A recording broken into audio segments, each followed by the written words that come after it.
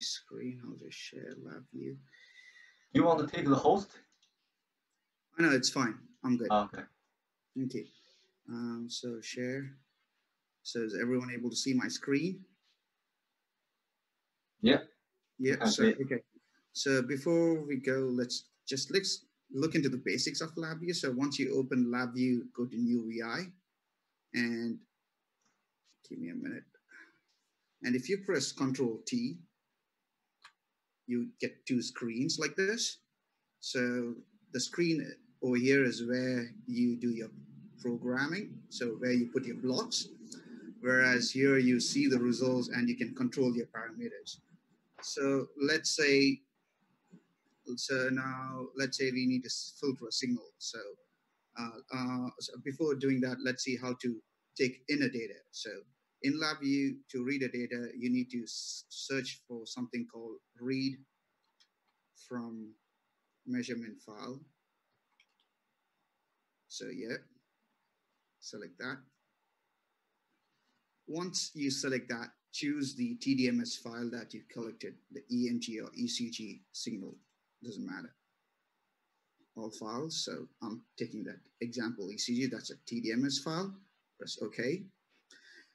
And there's something else that you got to change here. That's you got to select binary TDMS because it's not an LVM file. So if you click OK, it's not going to read.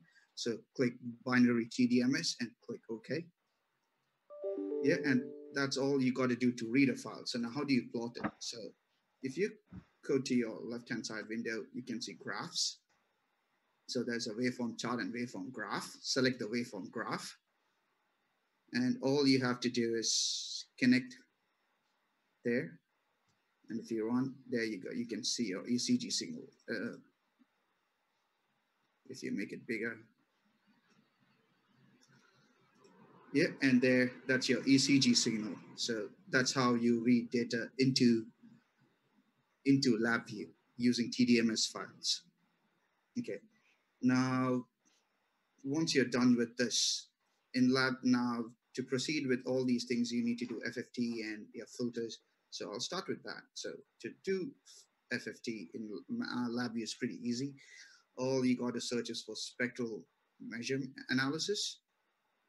So once you type spectral, you should see something called spectral measurements. Just drag that here.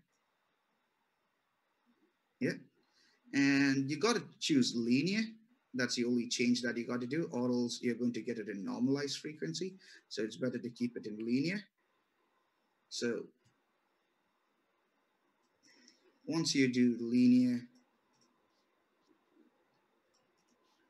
all you got to do is that connect the signal to the main signal, and let's create a graphical indicator.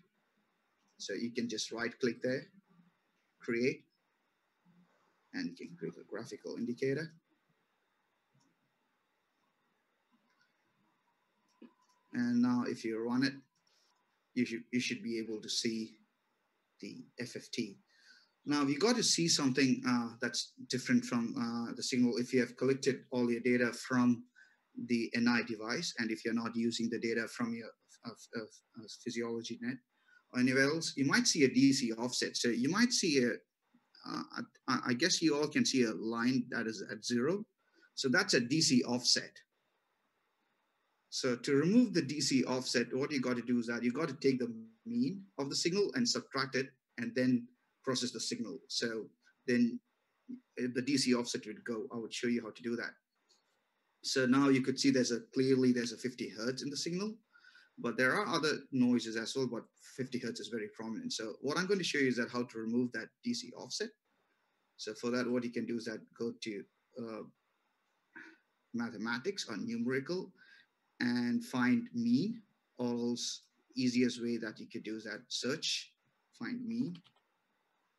So let's say mean, get that, okay. Got to do is that take the mean of the signal to get the mean of the signal connected to the red signal, okay. And then what you do is Again, go to numerical, subtract. So what you got to do is that take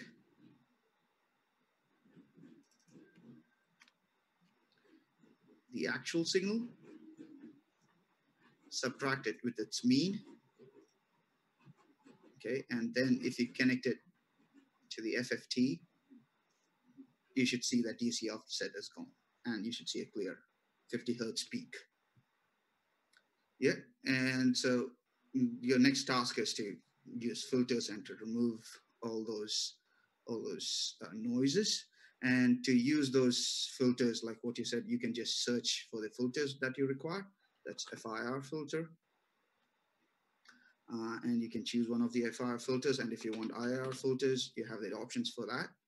And if you type filters, you would get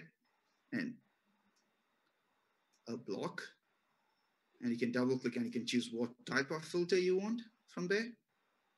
Choose if you choose a band pass, you'll have both the cutoff frequencies, and you can choose if you want the FIR filter. Write the number of taps. Make sure that number of taps is an odd number, not an even number. And then if you want an IR filter, you can choose what type of IR filter you want and choose the order for the filter. And that should remove the 50 hertz noise for you. So I just want to show you an example of, I'm not going to show you entire thing. So there's something that I've done. So to show you what it looks like to do it. So this is an ECG signal. This is not the filtered signal. And you can see there's an offset there. And what I've done is that I've removed the offset. Okay, once I've removed the offset, so you can see the 50 hertz peak there. I've used an FIR filter and I've just removed the 50 hertz. And what you see here is the normalized frequency. Make sure, so it's the same thing, it's just a normalized frequency. So if you calculate the normalized frequency for 50 hertz with respect to your sampling rate, 50 hertz should be at 0.1, and that's how you use Labview. I think in the next classes, we'll spend a little more time using filters, selecting orders and things like that. For now, all you can do is that import the data to Labview, remove the mean, take the FFT, and see what results you get into. And if you don't have the data and you just want to play around, what you can do is that generate a sine signal. So if you go here, you could actually generate a sine signal to